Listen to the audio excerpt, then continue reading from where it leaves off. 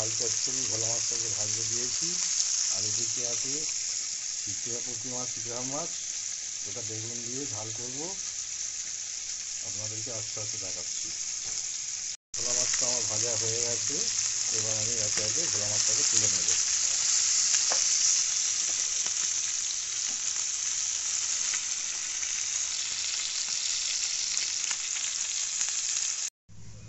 কড়াইটা বসিয়ে নিয়েছি, কড়াইটা গরম হয়ে গেলে তেলটা দিয়ে দেব।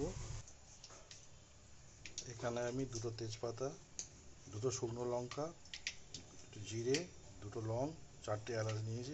এগুলো আমি ফোড়নে দিয়ে দেব।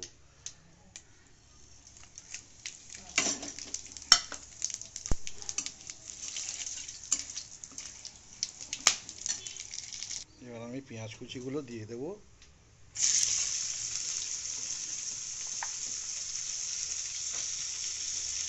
একটা গোটা পেঁয়াজ নিয়েছিলাম, দিয়ে দিলাম।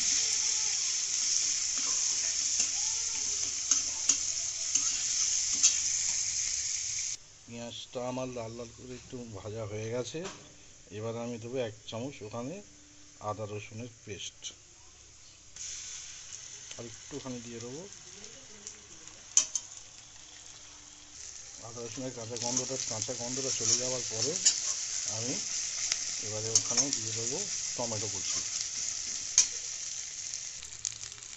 আদা রসুনের কাঁচা গন্ধটা চলে গেছে, এবারে আমি এতে একটা টমেটো স্লাইস করে কেটে দিয়ে দিলাম।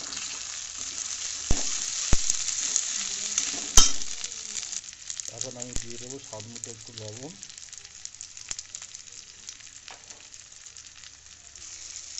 এখন আমি এতে দিয়ে দেবো কাশ্মীরি রেড চিলি পাউডার, ধনের গুঁড়ো, হলুদের গুঁড়ো, শুকনো লঙ্কার গুঁড়ো, একসঙ্গে দিয়ে দেবো। সামান্য কষে নেবো, নিয়ে তারপর জল দিয়ে একটু কষাবো। মশলাটা আমার কষানো হয়ে এসছে। এখানে আমি একটু দেবো পেঁয়াজ কালি দিয়ে খানিকটা কষিয়ে নেবো। নিয়ে তারপরে আমি জল দিয়ে ফোটাবো, তারপরে নাড়তে থাকবো। আমার মশলাটা কষানো কমপ্লিট হয়ে গেছে, এই তেল ছেড়ে দিয়েছে সাইড থেকে। এবার আমি দিয়ে দেবো জল, ঢেলে দিয়ে ঝোলের জল দিয়ে দেবো।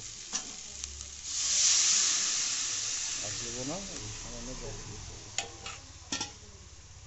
এখন আমি এবার ঢাকা দিয়ে এই ঝোলটাকে ফুটতে দেবো। ঝোলটা ফুটে গেছে, এবার আমি একে একে ভোলা মাছগুলো দিয়ে দেবো। ঝোলের মধ্যে ভোলা মাছ কটা দিয়ে দেবো।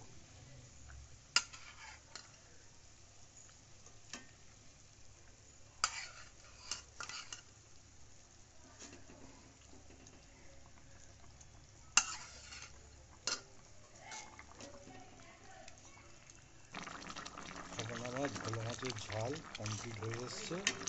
এখন উপর থেকে আমি সামান্য একটু গরম মশলা দিয়ে দেবো, ছড়িয়ে গরম মশলা দিয়ে দিলাম। আর দিয়ে দেবো একটুখানি 3টে কাঁচা লঙ্কা গার্নিশের জন্য, 3টে কাঁচা লঙ্কা দেবো।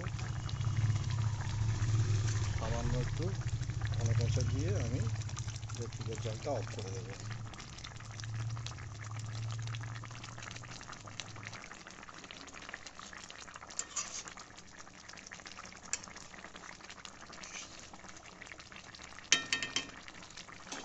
এখন ফাইনালি আমি মাছের ঝোল কমপ্লিট করে ফেলেছি।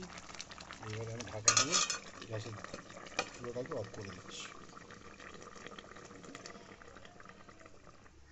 দেখুন বন্ধুরা, কেমন লাগছে ভোলা মাছের ঝাল, লুকটা কেমন এসছে, ভালো তো? যদি ভালো লেগে থাকে আমার রেসিপিটা, আপনারা একটা সাবস্ক্রাইব করে লাইক কমেন্ট করে আমাকে উৎসাহিত করবেন। ধন্যবাদ, সকলে ভালো থাকবেন।